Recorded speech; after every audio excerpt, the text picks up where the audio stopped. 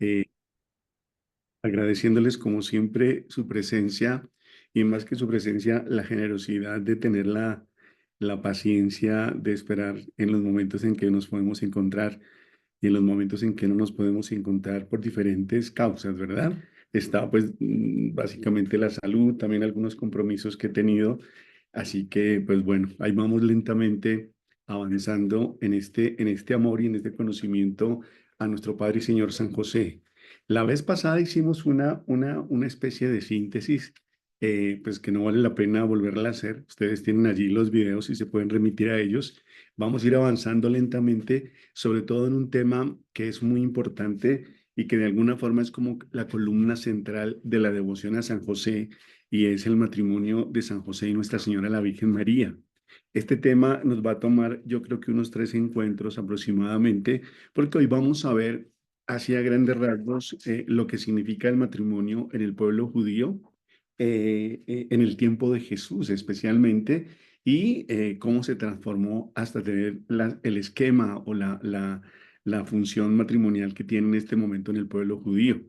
Y con base en esto, en el conocimiento de cómo los judíos se casaban de forma legal bueno, ante el Estado, digamos, de su tiempo y ante su iglesia, ver cómo actualmente pues se ha cuestionado si realmente José y María estuvieron realmente casados, repito, en el esquema o en la forma como se casaban los judíos, pero eso ya será tema de un próximo encuentro, Dios mediante. Entonces los invito a que nos encontremos nuevamente en torno a nuestro Padre San José y vamos a iniciar con esta oración que les he propuesto, que ustedes yo creo que ya la conocen, y es la oración que compuso el Papa León XIII en el año 1885. Bueno, realmente fue en 1885 cuando le concede indulgencia parcial de 300 días cada vez que se haga. Pero recuerden ustedes, creo que ya lo habíamos hablado la vez pasada, que la Iglesia, a raíz de la renovación del Concilio Vaticano, ya no habla de días con respecto a las indulgencias, sino que solamente se habla de indulgencia plenaria y de indulgencia parcial. Esto con el objetivo, pues, de no convertir, porque esta fue una de las críticas que hizo Martín Lutero, pues convertir la cosa como en un negocio, como en una contabilidad. Entonces, pues no importa cuántos días se nos den, lo importante ahí inclusive es la fe y el corazón que le coloquemos a la oración. Pero curiosamente, y yo espero que eso se mantenga, el Papa le regala un mayor número de indulgencias el día miércoles, especialmente si es el primer miércoles de mes. Esta oración ustedes la tienen allí, si no la tienen se las paso, porque hay una traducción que de alguna forma da como a entender otra cosa y también está en latín. Qué bonito que pudiésemos empezar a orar las oraciones en latín. Esto no como por pertenecer a una élite especial, pues porque realmente el latín pues es un idioma bastante complicado de aprender, sino sencillamente por leer en el idioma sagrado, porque el latín sigue siendo idioma sagrado de la iglesia. Entonces vamos a iniciar este encuentro con esta oración, pidiéndole al Señor que nos regale estas indulgencias para nosotros y para nuestras naciones. Sé que están hermanos mexicanos, hermanos argentinos y obviamente hermanos colombianos, y los 3 países necesitamos, como todo país, la providencia de Dios. Muy bien, vamos a empezar en el nombre del Padre, del Hijo y del Espíritu Santo. Amén. A vos, oh bienaventurado San José, acudimos en nuestra tribulación, e implorando el auxilio de vuestra Santísima Esposa, pedimos también con confianza vuestro patrocinio. Os pedimos suplicantes por aquella caridad que os unió con la Inmaculada Virgen Madre de Dios y por el paternal amor con que abrazasteis al niño Jesús, que miréis benignamente la herencia que Jesucristo adquirió con su sangre, y que con vuestro poder y auxilio nos socorráis en nuestras necesidades. Defended, oh custodio providentísimo de la divina familia, el linaje escogido de Jesucristo. Alejad de nosotros, oh Padre amantísimo, toda peste de errores y corrupción. Asistidnos propicio desde el cielo, oh fortísimo libertador nuestro, en este combate contra el poder de las tinieblas. Y así como en otro tiempo librasteis a Jesús de inminente peligro de la vida, así ahora defended a la Santa Iglesia de Dios de las acechanzas de los enemigos y de toda adversidad. Y cubrid con vuestro perpetuo patrocinio a cada uno de nosotros, para que a ejemplo vuestro y sostenidos con vuestro auxilio, podamos vivir santamente, morir piadosamente y conseguir la eterna bienaventuranza en el cielo. Amén. Y también quisiera compartirles una oración que no recuerdo si en la última oportunidad que nos encontramos se las compartí, es lo que se llama el Ave José o el Dios te salve José, que se ha hecho pues a similitud pues, del Ave María, ¿no?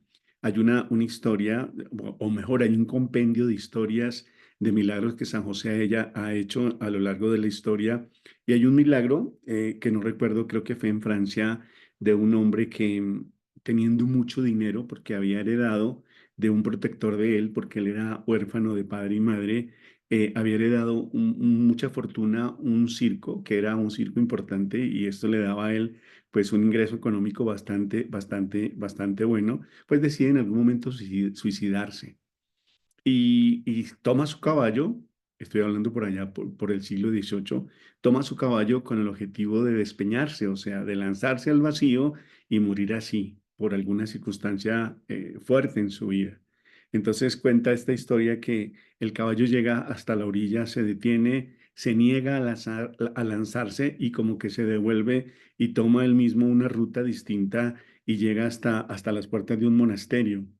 Y allí, pues este hombre, entendiendo todo esto como voluntad de Dios, habla con el superior del monasterio, le cuenta su situación, le confía su vida y le dice pues que lo deje quedar un tiempo para tratar de reajustar lo que haya estado mal en su vida. Y así es como él decide quedarse en el monasterio y termina siendo fraile y sacerdote de esta orden. Y él recuerda que desde muy pequeño su protector, porque recuerden que él era huérfano, le enseñó una oración que él nunca dejó de decir. Y esta oración pues es precisamente el Ave José o el Dios te salve José.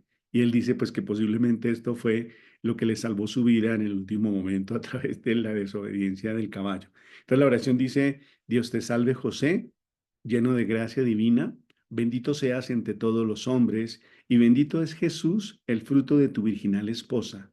San José, destinado a ser el Padre del Hijo de Dios, ruega por nosotros en nuestras necesidades de familiares, de salud y de trabajo, y dígnate socorrernos en la hora de la muerte. Amén. Ahí de alguna forma está compendiado pues esas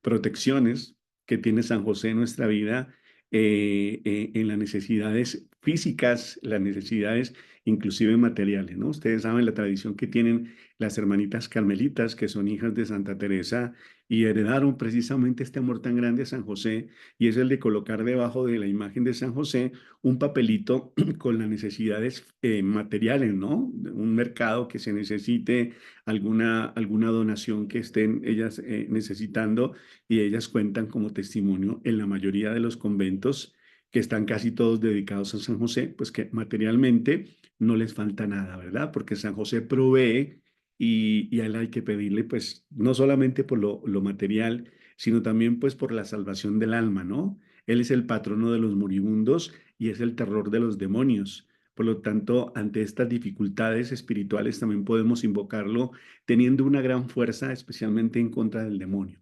Y encomendarle pues nuestra salvación final, ¿no? Se dice que Él puede estar presente en el momento de nuestro juicio, fortaleciéndonos si hemos sido devotos de Él y obviamente de su Santísima Esposa. Entonces ahí les dejo esta oración, si la necesitan, se las puedo pasar. E inclusive se puede hacer un rosario, porque hay varias clases de rosarios, ¿no? Algunos con 7 pepitas, con 8 pepitas, pero esto se puede hacer como el de la Virgen María, ¿no? Con 10 pepitas, haciendo en vez del Ave María, pues el Ave José. Muy bien, quería invitarlos en este día a que avanzásemos un poquito en lo poco que hemos visto, ¿no? Creo que nos hemos encontrado solamente 3 veces, pero bueno, y vamos al ritmo de lo que Dios quiere. Y hemos mirado cómo a nivel de la escritura hay muy pocos textos que de alguna forma anuncian a San José, especialmente en el Antiguo Testamento, ¿no? Y hemos encontrado especialmente dos textos muy importantes y los pocos textos que hay en el Nuevo Testamento, pero que como veíamos la vez pasada, son textos suficientes en los que se resaltan como esas dignidades, por decirlo de alguna forma, tan importantes que tiene San José, ¿no? Primero, el ser el esposo de Nuestra Señora, el ser el padre adoptivo de nuestro Señor Jesucristo y más adelante, pues ser también nuestro padre espiritual. Y también hemos visto cómo algunos santos, aunque no hemos profundizado y lo haremos más adelante, también han hablado de San José, especialmente a partir de ciertas fechas. No es mucho lo que se dice.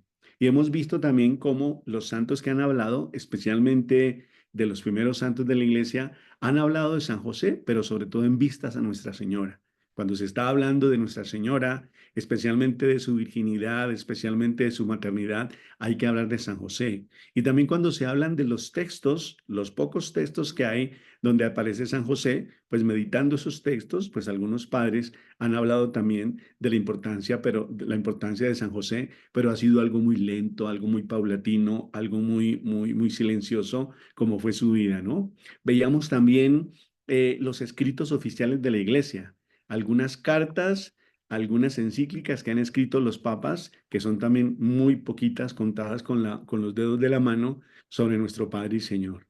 Entonces, siguiendo el texto de la teología de San José, que no se los puedo mostrar originalmente, pues porque yo no sé si existe, intenté buscarlo, pero no lo encontré, de la BAC, que es una de las editoras más importantes que tuvo la iglesia, que es la Biblioteca de Autores Cristianos, hicieron precisamente este compendio, perdón, que constituye en una de las tesis de grado que hizo un sacerdote dominico, el padre Bonifacio Llamera, que ya falleció, él intentó hacer un compendio, repito, de lo que hasta ese momento, a los años 50, se conocían de San José. Y es un texto muy importante, un texto básico, pues que lo vamos a seguir ahí lentamente en lo posible de lo que el tiempo nos pueda permitir. Entonces, el padre Llamera nos ha colocado unos esquemas. Él ha hecho inclusive todo su libro, lo ha reducido a esquemas, 16 esquemas, donde de alguna forma la columna central, como les decía al comienzo, pues exprese mirar los fundamentos teológicos de la devoción a San José, ¿verdad? Y coloca, como también ya les decía anteriormente, como los temas más importantes de San José y se los voy a leer aquí de una forma literal. Dice, trataremos en primer lugar de mirar los fundamentos y los principios en los que se apoya la teología de San José y como segundo término, las consecuencias que se derivan de esto, especialmente pues para nosotros como católicos, ¿verdad? Y dice que ha dividido este estudio, que repito, fue parte de su tesis, en tres partes. La primera parte, hablar de lo que para él, yo pienso que para la iglesia, es más importante de la teología de San José, de la josefología, y es el matrimonio con Nuestra Señora. Lo vamos a ver más adelante de forma literal, como algunos padres de la iglesia y otros no tan padres, ¿no? Pues teólogos de la iglesia afirman que así como lo más importante, la dignidad más grande de la Virgen María es ser la Madre de Dios. Y no accidentalmente ustedes saben que el primer dogma se proclama en el siglo IV, precisamente proclamando algo que ya estaba en el corazón de la iglesia, y es a María como Madre de Dios, ¿verdad? La Theotokos, ¿verdad? Y esto es lo que constituye el fundamento de la dignidad de Nuestra Señora. O sea, para los padres de la iglesia, para los teólogos, la más grande grandeza, y discúlpenme la redundancia, de Nuestra Señora no es que sea inmaculada, no es que sea virgen, ¿verdad? No es que haya subido en cuerpo y alma al cielo, sino que estas tres cosas que les estoy diciendo son consecuencia de su maternidad, de la maternidad de ella hacia Dios. María realmente es madre de nuestro Señor Jesucristo y madre de nuestro Señor Jesucristo todo, como hombre y como Dios, ¿verdad? Entonces, eso es lo que constituye la más alta dignidad y el principio y fundamento de todos los dones de Nuestra Señora. pero no sucede de la misma forma en la teología de San José. San José no es el padre, no es el padre físico de nuestro Señor Jesucristo. Eso lo sabemos nosotros, ¿verdad? Es el padre legal que Dios Padre ha escogido como su representante. Por lo tanto, ahí en la paternidad no está directamente la gran dignidad de San José, sino que lo dice el padre Llamera y lo dicen los teólogos, la dignidad o la fuente de la grandeza de San José es que es esposo de la Virgen María, el matrimonio de la Virgen María y después ahí sí su paternidad, la paternidad como la entendemos nosotros con respecto a nuestro Señor Jesucristo. Después, en la segunda parte, el padre Llamera nos va a hablar de la gran dignidad de San José en sí mismo, ¿no? Porque no solamente, al igual que la Virgen María, no solamente son dignos por los dones que Dios les ha hecho, sino que ellos de forma personal también tuvieron su dignidad. Y esto sucede con todos los santos. Por ejemplo, a veces uno comete el error, por ejemplo, de pensar que un mártir de la iglesia que ha derramado la sangre, su propia sangre en testimonio de su fe, es santo solamente por eso y no es santo solamente por eso. Hay muchos santos mártires que no han sido canonizados por la iglesia, sino que se mira también su vida y su martirio es consecuencia de su vida, porque de alguna forma fueron coherentes no solamente en el último momento, sino desde, pues bueno, desde que tuvieron uso de razón de su fe en Dios, ¿verdad? Y fueron mártires de sangre ya al final, pero también me imagino que fueron mártires como todos nosotros en lo cotidiano. El padre Santiago Martín tiene una expresión que me parece muy bonita, ¿no? Un martirio de una espada que le quite a uno la cabeza como a San Pablo, que lo celebrábamos en el día de ayer, perdón, antier, y otro martirio que es el de lo cotidiano, al cual estamos llamados todos, que él lo llama el martirio de los alfileres.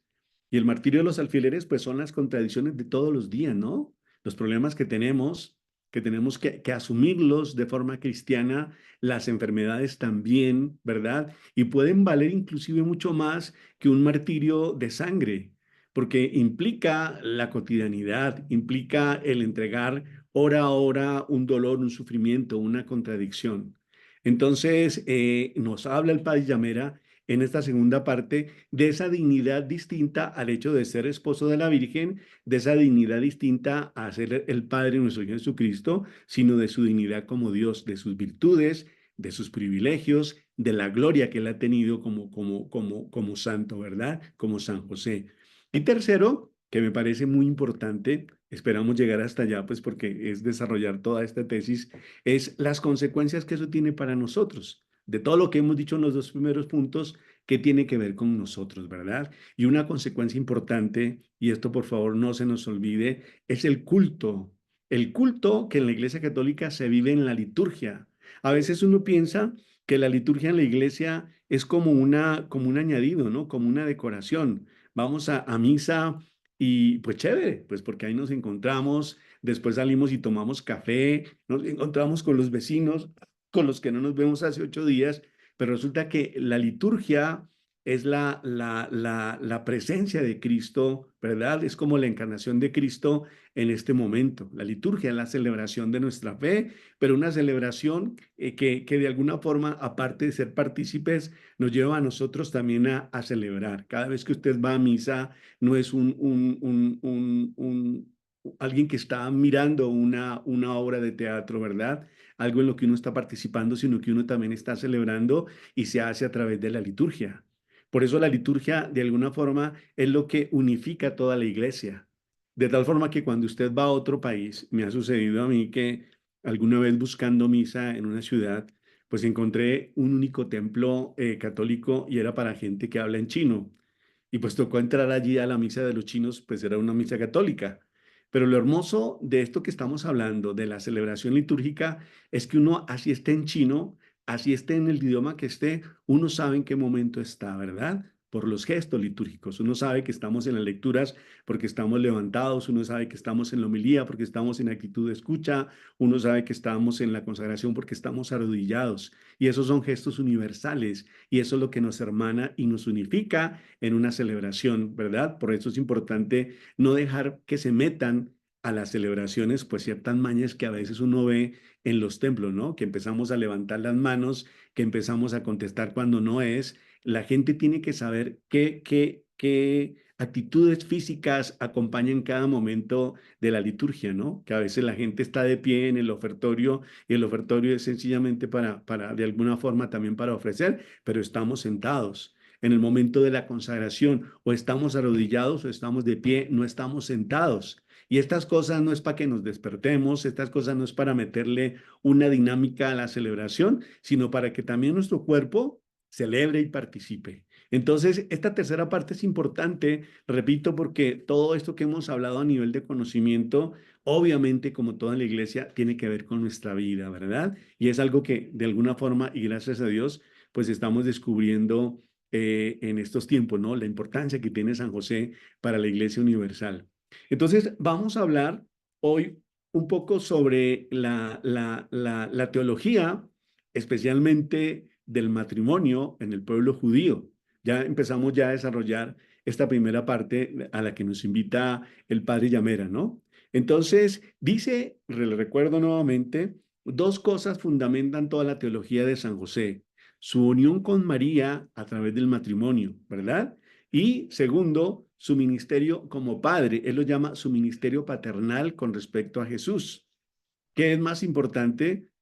Pues según estos teólogos, resalta de alguna forma la importancia de la dignidad de San José en su matrimonio con María, ¿verdad? Porque ustedes saben que realmente San José no fue el padre en la forma como concebimos nosotros la paternidad física con respecto a nuestro Señor Jesucristo, pero fue verdadero padre porque así lo quiso, pues Dios Padre quiso compartirle esa paternidad, porque es que hay muchas formas de ser padre, de la misma forma que hay muchas formas de ser madre. Entonces dice, y le leo también literalmente, con respecto a este primer principio, aquí ocurre como en la Mariología. Todo su maravilloso desarrollo arranca y descansa en un principio fundamental. María es la madre de Dios Redentor.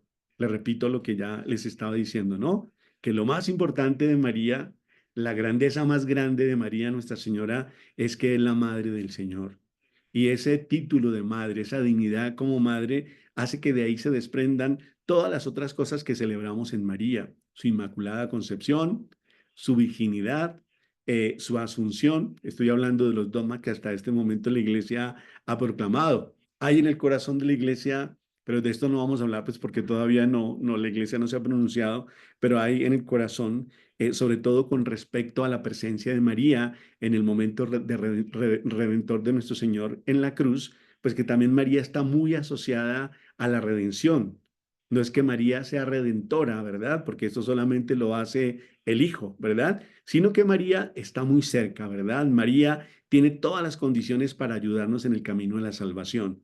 No nos salva María, no nos redime María, pero ella es la que de todos los seres de la humanidad nos ayuda un poco más, nos impulsa un poco más, confiándonos a ella, como dice San Luis María Griñón de Montfort, pues esa confianza, ese amor, esa devoción, pues nos hace que el camino a la salvación sea más certero, más rápido, ¿verdad? Más fácil, dice San Luis María de Montfort. Entonces, así sucede en María.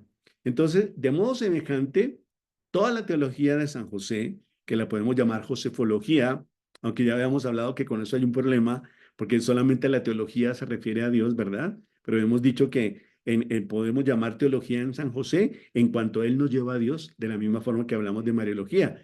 Tiene fundamento primero y principal en el matrimonio que le liga con María, la Madre de Cristo. Este primer principio es reconocido sin discusión por todos los que han escrito de San José. Y nos coloca aquí el padre Llamera dos ejemplos que son de dos escritores no muy conocidos, el padre Lepicier y el padre Juan de Cartagena, que son, él es franciscano y el otro creo que es de una comunidad mariana. El padre Lepicier dice, este hecho, el matrimonio, es la razón y fundamento de todas las dignidades y privilegios de este santo patriarca.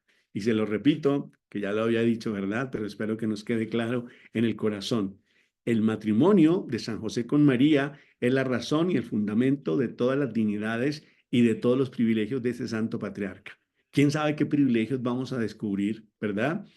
Con el tiempo, porque recuerden que especialmente con respecto a San José, con esta teología que estamos hasta ahora conociendo, pues todavía estamos en pañales, ¿no? Es muy probable Y lo digo yo arriesgándome de pronto a decir una contradicción, o no una contradicción, sino de pronto algo incorrecto, que podamos decir, por ejemplo, en el futuro que también San José pudo haber sido inmaculado, o hablar de la Inmaculada Concepción de San José. Eso no es una herejía, pero hasta el momento la iglesia no lo ha pensado, ¿verdad? Con respecto, por ejemplo, y también lo habíamos hablado, y también con respecto a esto, pues hay muchas teorías que podríamos decir, al igual que María fue llevada en cuerpo, alma y al cielo, perdón, hablamos de la asunción de Nuestra Señora, que si la iglesia sigue amando a San José, conociéndolo, podríamos de pronto también descubrir que este privilegio se le dio al hijo no solamente a la mamá, sino también al papá. Y de esto, repito, hay algunos santos que han hablado de que San José nunca vamos a encontrar su cuerpo, como no encontramos el de María, porque fue llevado en cuerpo y alma al cielo. Pero repito, en este momento solamente es teoría, ¿verdad? Y podría ser consecuencia, repito, de la dignidad de ser el esposo de Nuestra Señora. Yo creo que eso ya nos queda claro, espero yo. Y dice Juan de Cartagena, dice, los sagrados evangelistas nos dicen pocas cosas de la Virgen, pero han compendiado todas sus glorias en una sola palabra al llamarla Madre de Dios, de la cual ha nacido Jesús. No está hablando en este momento Juan de Cartagena de San José, sino de María, para hacernos entender cuál es la dignidad de Nuestra Señora. Pero dice, del mismo modo, muy pocos nos cuentan de la vida y de las virtudes de San José, pero han dicho mucho al llamarle esposo de la Virgen. José es su esposo, dice la escritura, y en otro lugar, Jacob engendró a José, esposo de María, como si dijesen, ¿queréis que os diga en una palabra quién era José? Él aquí, era el esposo de María, la madre de Dios. En esta afirmación se encierran casi infinitas alabanzas. Miren qué rico habla este hombre, que creo que Juan de Cartagena me parece que es del siglo o 16 o 17, y de que no lo conocemos, ¿no? Es uno de los grandes escritores de San José. Pues miren lo hermoso que ha dicho, que de alguna forma resume lo que estamos diciendo y no me aguanto las ganas de volver a leer. Dice, los sagrados evangelistas nos dicen pocas cosas de la Virgen, pero han compendiado, o sea, resumido todas sus glorias en una sola palabra al llamar la Madre de Dios, de la cual ha nacido Jesús. Eso está entre comillas porque de la cual ha nacido Jesús es bíblico, ¿no? Del mismo modo, muy pocos nos cuentan de la vida y de las virtudes de San José, pero han dicho mucho al llamarle esposo de la Virgen. José es su esposo, dice la Biblia, y en otro lugar, Jacob engendró a José, esposo de María, como si dijesen, ¿queréis que os diga en una palabra quién era José? Pues él aquí, era el esposo de María, la Madre de Dios. En esta afirmación se encierran casi infinitas alabanzas. Eso es como una base que nos coloca el padre Llamera para hacernos entender en dónde reside, repito, la dignidad de San José.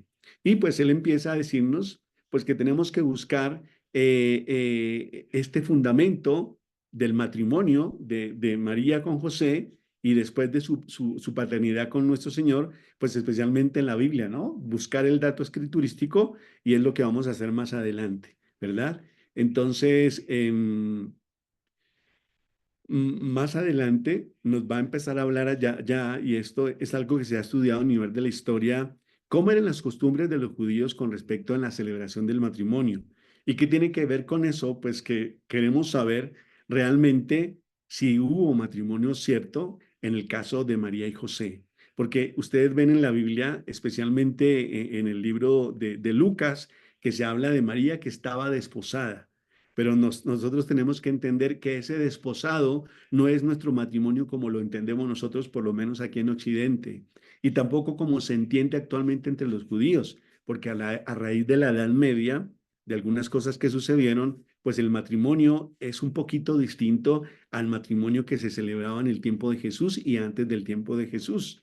Y entonces tenemos que mirar cómo era el matrimonio entre los judíos en el tiempo de Jesús para mirar si el matrimonio de José y de María, el hecho de que se llamara la esposa de José, realmente en un matrimonio como nosotros lo entendemos, ¿verdad? Si hubo realmente matrimonio, por lo tanto, y esto es importantísimo, porque ahí reside en esto la dignidad de San José, o realmente ahí hubo otra cosa, ¿verdad?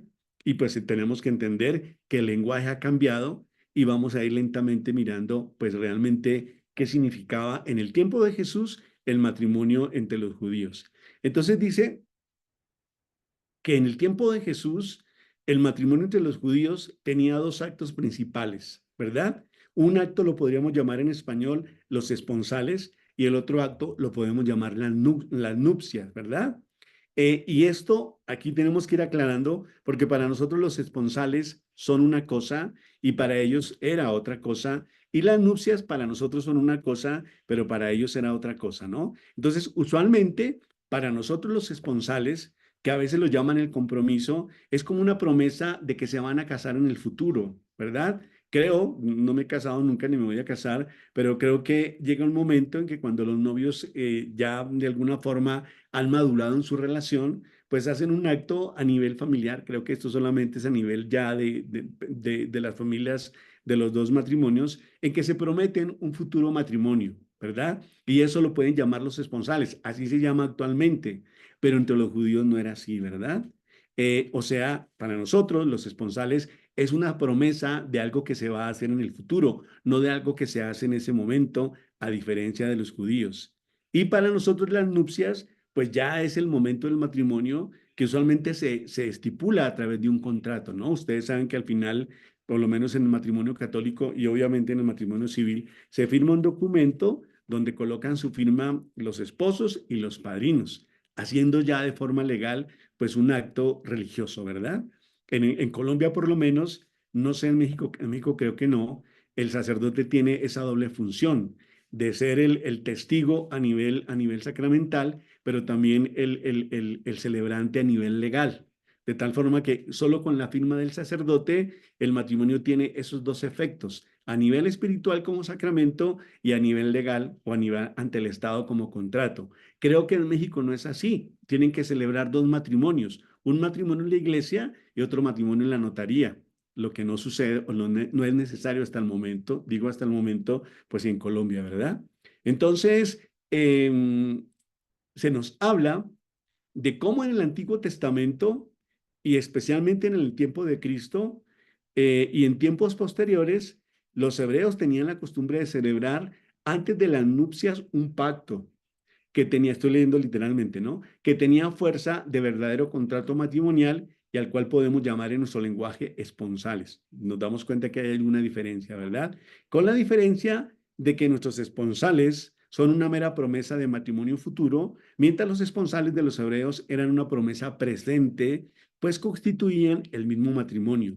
En cambio, las nupcias por las cuales los jóvenes pasaban a vivir en la misma casa no eran otra cosa que el complemento del matrimonio ya realizado. Entonces, tengamos en cuenta esa diferencia, y repito nuevamente y aclaro que en este momento para los judíos todo se hace en una celebración, pero si son ortodoxos, creo que todavía lo siguen haciendo como se hacía antes de la Edad Media, como se hacía en el tiempo de Cristo. Entonces, repito, en el tiempo de Cristo, y dice este autor que se llama Perella, en el tiempo de Cristo, antes del tiempo de Cristo, y unos tiempos posteriores, no dice cuánto, pero nosotros sabemos que hasta la Edad Media el matrimonio de los judíos pues tenía esos dos momentos. Un momento que se llamaba los esponsales, ahorita les digo cómo se llamaba en hebreo, y otro momento que se llamaban las nupcias, que también tienen su nombre en hebreo, pero ya este primer momento era un matrimonio totalmente válido. La única diferencia es que en ese tiempo la novia no vivía, o la esposa mejor, no vivía con su esposo. Tenían un tiempo de vivir todavía cada uno en su casa. Esa era la única diferencia, pero ya realmente estaban casados. De tal forma que si había adulterio, a la mujer se castigaba como si estuviese ya casada legalmente con contrato y todo. Y esta era la situación de Nuestra Señora. Por eso fue la reacción de San José, porque ellos estaban ya comprometidos, ya tenían los esponsales, ya de alguna forma eran esposos. Lo único que faltaba era que los dos vivieran juntos, ¿verdad? Y el segundo paso, pues que tuvieran hijos, que era lo que hacía realmente el matrimonio como ya, bueno, no sacramental, sino como matrimonio judío, porque para los judíos los hijos son importantes y es lo que de alguna forma ratifica el matrimonio. No sé si estoy muy confundido o no sé si soy claro, pero quiero leerles parte de esto que escribe el padre Román Llamas sobre esto que estamos hablando. Dice, el matrimonio era una institución muy importante en el pueblo de Israel. Hasta ahí es claro, ¿verdad? El matrimonio es importante. Según las disposiciones rabínicas, que recogen la tradición de siglos del pueblo, el matrimonio tenía dos partes. La primera parte, los esponsales que se llamaban Kiddushim en hebreo, ¿no? Kiddushim, lo pueden escribir con Q o con K, y los Nisuín o el matrimonio propiamente tal. Les recuerdo, creo que ya les había dicho, no sé, que entre el Kiddushim y el Niusin había un año aproximadamente, o sea, ya estaban casados, pero ellos vivían todavía en su casa un año. Y después cuando ya se celebraba las nupcias como tal, ¿verdad? Que se hacía en una celebración con la presencia usualmente del rabino, ya el novio venía a la casa de la novia y se la llevaba a su casa donde ella iba a vivir. Los Kiddushim convertían a los desposados en marido y mujer. Podemos ver el capítulo 29 del libro del Génesis, ¿verdad? Ya eran esposos en ese primer momento, en esos esponsales, que era la situación de María cuando el ángel se le aparece. De tal manera que si el desposado muere antes de llegar a la segunda parte, o sea, al Niusim, la desposada se consideraba viuda según las prescripciones rabínicas. Esto también es importante, ¿no? Uno de los efectos legales del matrimonio, así fuera en su primer momento, era que como ya estaban casados, si se moría alguno de los dos, pues se consideraba viudo, pues al que quedaba vivo, ¿verdad? En ella se distingue entre la que queda viuda después de los Kiddushin y la que queda viuda después del Niusin. Esto está en las leyes judías. Y la relación de la desposada con otro hombre era considerada como adulterio y penada con la pena de lapidación. Esto podía suceder si se le moría el esposo a la que se había comprometido en la primera parte de esta celebración, que podía cometer adulterio así todavía no viviese con su esposo. Y era lo que, repito, temía San José. Por eso es importante aclarar en este momento, según las escrituras y según las costumbres de estos tiempos, si realmente ellos estaban casados y si realmente se casaron. Lo que no aparece en la escritura es que hubiese un matrimonio después. Nosotros suponemos obviamente que sí, ¿verdad? Porque ellos continuaron juntos y lo más lógico era que se hubieran casado al año. Lo que sí sabemos es que estaban desposados, pero miren ustedes que inclusive en la escritura, aún estando desposados, se le dice tu esposa María, tu esposo José, porque repito, ya eran esposos, así todavía no vivieran juntos, ¿verdad? El padre de la joven, y ya nos está hablando en la celebración, el padre de la joven pronunciaba la fórmula del rito de los Kiddushin al joven. Hoy tú serás mi yerno, ¿verdad? Y el contrato que quedaba estipulado. El joven José entregaba al padre la dote por María, que eran más o menos 200 denarios. Era lo más o menos lo que uno puede ganar en 200 días. Recuerden ustedes que entre los judíos no se pagaba mensual ni quincenalmente como sucede entre nosotros, sino que se pagaba el sueldo cada día, lo que usted hubiera trabajado durante un día, que era un denario. Ese era como lo que se pagaba al trabajo al terminar la tarde. Por lo tanto, 200 denarios, que era lo que valía un matrimonio, que era lo que le entregaba el muchacho al su suegro, pues era lo que uno trabajaba en 200 días. ¿Cuántos meses son 200 días? 5 meses, 5 por 3, 15, 6 meses por 3, 18. Sí, más o menos son los 6, medio año, imagínense. Muy bien. Pero María permaneció en la casa de sus padres bajo la autoridad paterna hasta que no pasó los Neusín a vivir en casa de José bajo la descendencia de este, que es lo que no aparece en la escritura, ¿verdad? No dice realmente en qué momento empezaron a vivir juntos, pero por todo esto que estamos diciendo, tuvieron que haber quedado juntos ya al año después de haber celebrado pues la primera parte, ¿verdad? Los Kiddushim o los esponsales. Bueno, eso es lo que dice el padre Llamas con respecto a esto que estamos viviendo, ¿verdad? Encontramos, para que ustedes tengan un poquito más de datos, estos dos actos que, repito, estuvieron vigentes hasta la Edad Media en muchos lugares de la Escritura. En primer lugar, cuando se va a casar Isaac, ¿verdad? Isaac se casa, pero inicialmente su papá, que es Abraham, él le pide a uno de sus siervos que vaya y le busque una esposa a su hijo, ¿verdad? Y tiene que ser, porque Abraham no vive con su hijo en su tierra, ustedes recuerden que pues ellos eran nómadas, y le pide que le busque una esposa, no con las que viven allí en esta tierra donde ellos viven en Canaán, sino que que vayan a su tierra y busquen entre la tierra de sus mayores, pues una mujer. Entonces, Eleazar, que es el siervo de Abraham, se va para la tierra de los padres de Abraham y él dice, pues bueno, voy a llegar a este pozo. Recuerden que es un desierto y la mujer que me dé agua y que le dé agua a los camellos, esa va a ser la esposa de Isaac. Miren cómo pues ellos de alguna forma confiaban en la providencia de Dios a través de esas acciones, ¿no? Entonces, Rebeca, que es la que viene en esa mañana al pozo, se encuentra con Eleazar y lo conduce a la casa de su padre Batuel. Y allí Eleazar le pide a Rebeca por esposa de Isaac, ¿verdad? Y Batuel le dice, ahí tienes a Rebeca, tómala y vete y sea la mujer del hijo de tu señor, como lo ha dicho el Señor. ¿Cómo lo ha dicho el Señor? Pues por lo que fueron al pozo y a través de ese acto de generosidad, que muchas veces entre los judíos eso significaba morir, porque uno podía morirse ahí al ladito del pozo si no hubiera alguien que le sacaba el agua. No es que hubiese una llave como hay ahora, no es que hubiese una vasija, sino que las que traían las vasijas casi siempre eran las mujeres. Las mujeres eran las encargadas de sacar el agua y en ese caso, pues salvar la vida de este hombre. Y por ese acto de generosidad, Eleazar, el siervo, entiende que es la mujer. Pero mire que ese contrato se hace ni siquiera con la presencia del novio. Ya Rebeca es tomada como esposa en el momento en que el siervo la escoge y la pide al papá de ella, ¿verdad? Días después, Eleazar conduce a Rebeca a la tierra de su señor e Isaac celebra ya las nupcias con ella. E Isaac condujo a Rebeca a la tienda de Sara, la tomó por mujer y la amó, porque ella ya estaba en su casa. ¿Sí? Entonces, en ese texto encontramos pues esos dos momentos de los que hemos hablado para entender que realmente así se vivió en el pueblo judío, repito, hasta la Edad Media.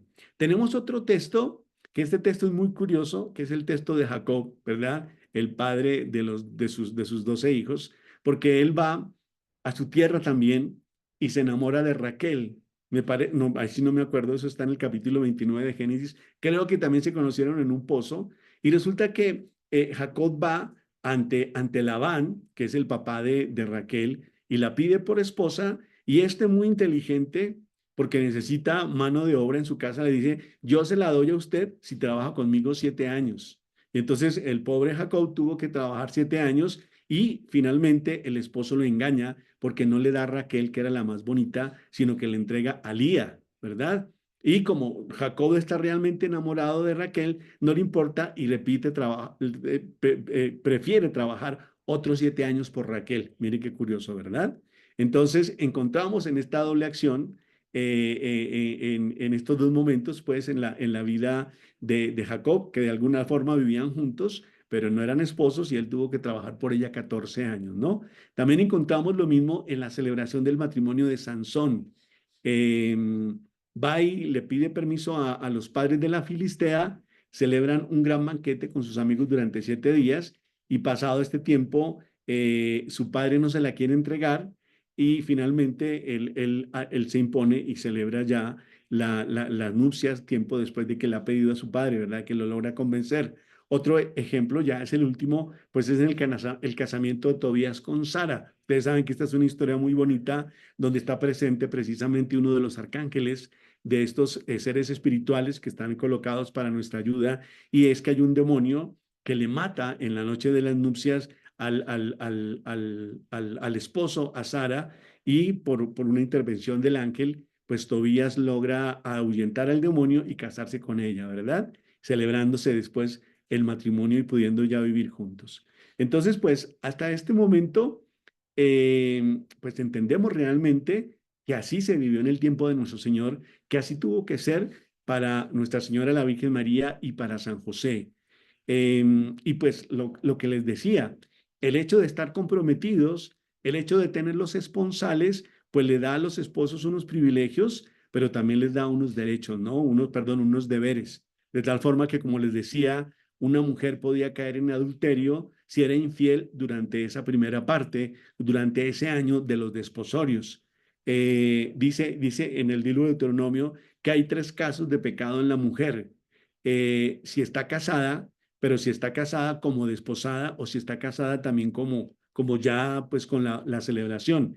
Dice, si se encuentra un hombre pecando con una mujer casada, serán muertos los dos, los matan a los dos. Si solo es desposada, ambos deben morir lapidados. ¿Cuál es la diferencia? Pues todos los dos mueren, ¿no?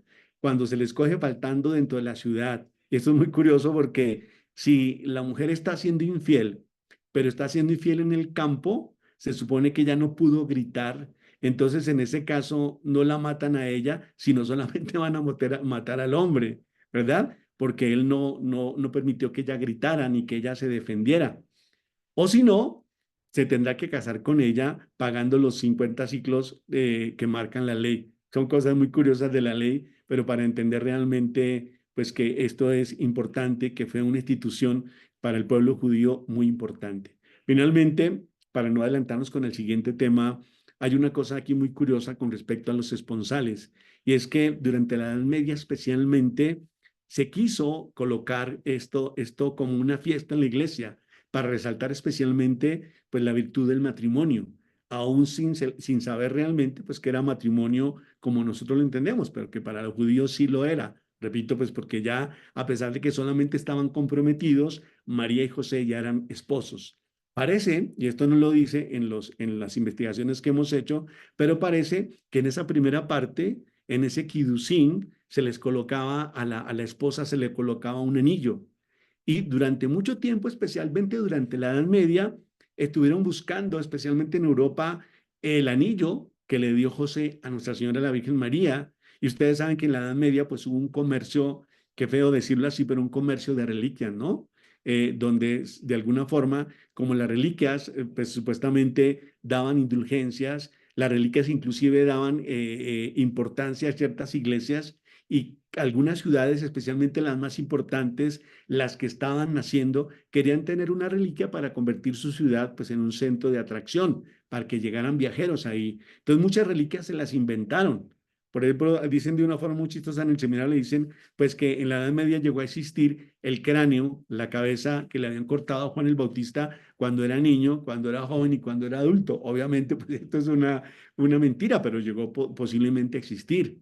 Otra tradición dice que si uniéramos los pedacitos de las reliquias que hay de la Santa Cruz, de la verdadera cruz, haríamos una cruz inmensa del tamaño de un edificio, porque se han inventado pues, reliquias que realmente no lo son.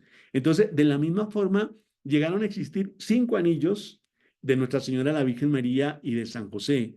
Algunos estaban especialmente en Francia, dos monasterios decían que tenían estas alianzas que fueron donadas después a algunos condes también en el siglo XV se empezó a venerar, perdón, en la iglesia de Notre Dame 2 anillos que se creían que habían intercambiado pues, los esposos y creo que estos anillos allí en Notre Dame todavía existen.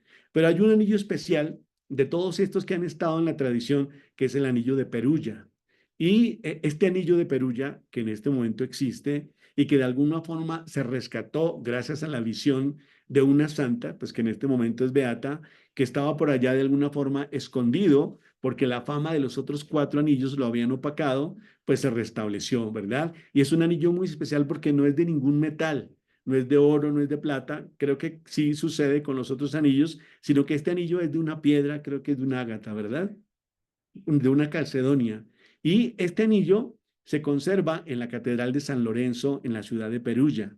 Y hay muchas leyendas pues en torno a este anillo, pero como yo les decía, estuvo muy opacado por todas estas historias, especialmente pues porque no era de oro ni era de plata, y decían cómo San José pudo haber sido tan tacaño y haberle dado a la Virgen una cosa así. Pero Ana Catalina de Emir tuvo unas visiones donde vio precisamente un anillo como de color lechoso, que en algunas oportunidades como que se volvía más blanco y que estaba escondido precisamente en la iglesia de este lugar. E hicieron investigaciones y en el convento de San Francisco se logró rescatar este anillo, que repito, estaba ya olvidado, estaba por allá metido en una caja y se volvió a rescatar este anillo. Pues bueno, obviamente haciéndole algunos estudios, pues no se puede decir si realmente es de San José y de la Virgen María, pero este anillo de alguna forma resurgió Y lo importante de esto es que también se volvió a rescatar la fiesta de los esponsales de Nuestra Señora, que se celebran en algunos países. En Colombia no se celebra oficialmente, pero sí se celebra en algunos países de Europa y también se celebra en algunas comunidades religiosas que quisieron de alguna forma promover la devoción al anillo de Nuestra Señora en sus esponsales. Es un anillo, repito, de piedra que está sostenido por un cordón y que se expone en algunos momentos, especialmente pues el 23 de enero, que es la fiesta de los esponsales de Nuestra Señora, una fiesta que existía oficialmente en todo el orbe católico antes del Concilio Vaticano, pero después con la reforma del concilio, pues ya se ha dejado solamente en algunos países. Aquí en el canal la hemos celebrado estos 3 últimos años con el objetivo también de pedir,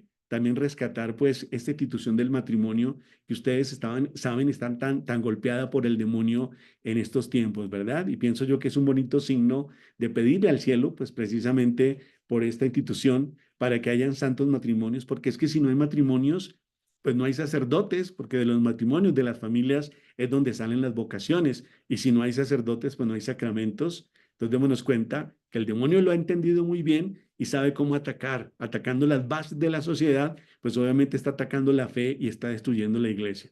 Muy bien, creo que esto es lo que les quería compartir.